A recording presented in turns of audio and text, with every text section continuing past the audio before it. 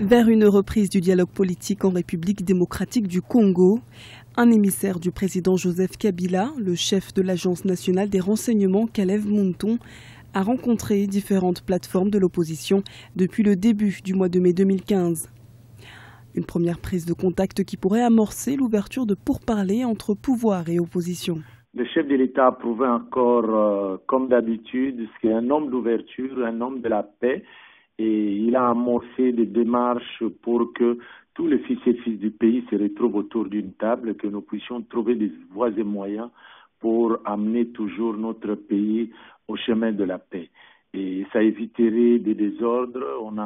On a commencé le préparatif pour les élections et il y a différentes personnes pour X raisons qui n'acceptent pas ces élections. Et encore une fois, le chef de l'État a écouté ces gens-là et il a demandé à ce qu'on puisse approcher le chef de parti politique pour qu'ensemble on se mette autour d'une table. Cette première approche est un pas vers l'organisation d'un dialogue inclusif tel que recommandé par l'accord global d'Addis Abeba.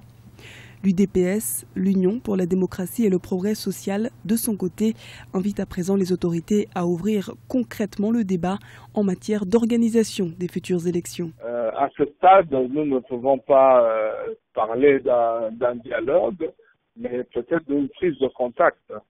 Quitte à voir plus tard si effectivement ça va aboutir à un dialogue. Il est trop tôt pour en tirer des conclusions. Et on devra voir aussi la sincérité de la démarche.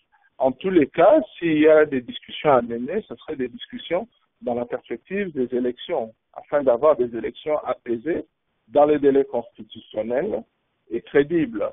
Pour leur part, l'Union pour la nation congolaise, l'UNC, et le mouvement de libération du Congo, MLC, disent attendre du chef de l'État son point de vue sur la contre-proposition transmise à la Commission électorale nationale indépendante. Ces partis s'interrogent toujours sur la pertinence du calendrier électoral qui prévoit d'organiser 7 scrutins en 1 an et demi.